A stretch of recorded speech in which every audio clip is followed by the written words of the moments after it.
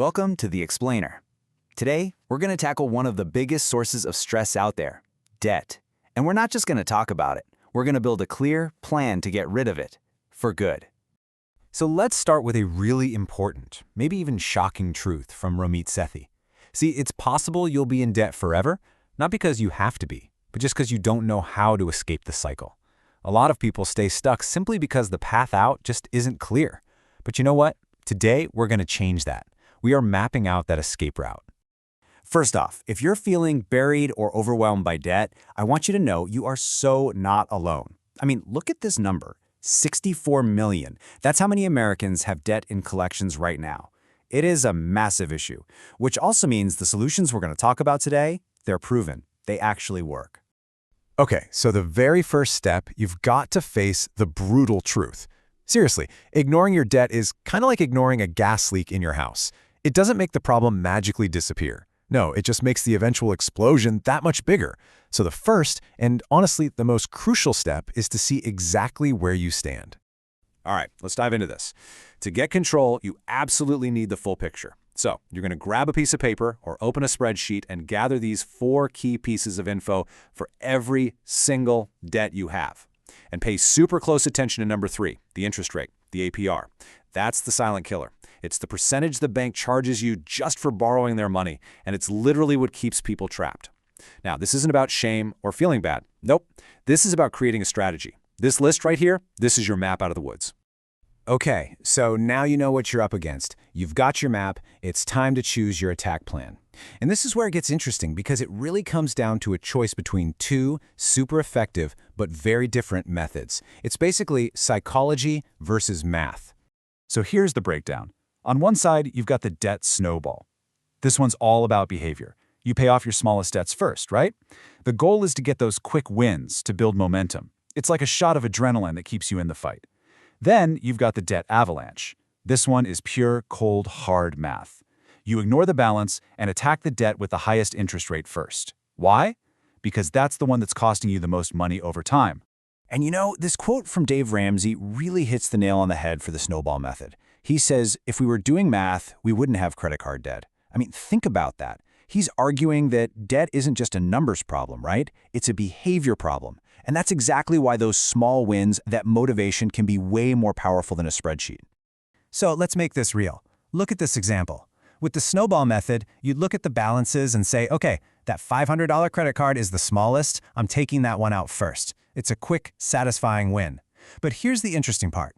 With the avalanche method, you look at the interest rates, see that insane 19%, and attack that same card first because it's costing you the most money. Now in this case, the priorities happen to line up, but trust me, they often don't. So which one should you choose? The snowball or the avalanche? Here's the bottom line, and pretty much every expert agrees on this. The best plan is the one you actually stick to. It's that simple. If you know you need those quick wins to stay fired up, go with the snowball. If you're a numbers person and saving every last penny is what motivates you, the avalanche is your game. Consistency beats perfect math every single time. All right, so you've picked your plan. Now, how do we build unstoppable momentum? This next part is all about creating a system that does the heavy lifting for you, one that doesn't rely on willpower. Because, let's be real, willpower runs out for all of us. And this is what Ramit Sethi calls the lazy genius way to pay off debt. And I love this. Here's how it works. Step 1, you automate the minimum payments on all your debts. No more late fees ever. Step 2, you set up a second automatic payment for whatever extra cash you can find and you point it straight at your priority debt. And here's the secret sauce. Step 3, you time these payments to happen the day after you get paid. You pay your debt first before you can even think about spending that money. It's brilliant. Okay, automation is amazing. It's a game changer, but it works best when you can actually send some extra cash towards that debt, which leads to the big question, right? Where do you find that extra money? Well, you'd be surprised. Most people can find money they won't even miss. We're talking about canceling subscriptions you forgot you had, calling your insurance company and just asking for a better rate, cutting back on all those impulse food delivery orders, or, my personal favorite, calling your credit card company and asking for a lower interest rate. Seriously, just one of these could free up $100 or more a month. That makes a huge difference. Now, cutting costs is great. It's super effective. But there's a cheat code.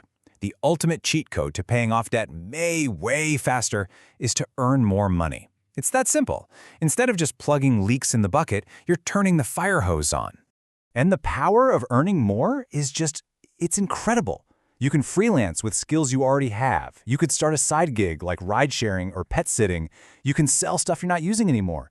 Even an extra $200 or $300 a month, when it's all aimed directly at your debt, can cut years, I'm not kidding, years off your payoff timeline. It is the fastest way to accelerate this whole journey. Okay, so you're making progress, you're feeling good. This is where it's so important to be aware of the common debt traps that can suck you right back in. We don't want you taking 2 steps forward just to take 1 giant step back. So let's talk about these traps. First, those balance transfer offers with 0% APR. They look great, but they can hit you with a ton of retroactive interest if you're not careful. Second, your old spending habits. I mean, you can't dig yourself out of a hole if you're still holding the shovel, right? Then there are the debt consolidation scams. Watch out for big upfront fees and promises that sound way too good to be true. And finally, the biggest trap of all, paying only the minimum. That is how banks keep you in debt for decades. Being aware of these is half the battle. So paying off debt, that's the first goal.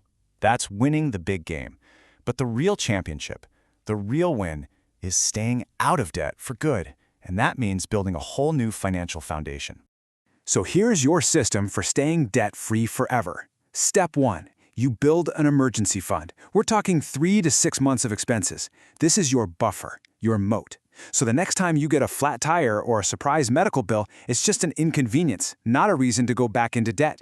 Then you build systems to control your spending, and you learn to use credit cards only if, and this is a big if, you can pay the balance in full every single month. This is your fortress against ever going back. And this is what it's all about.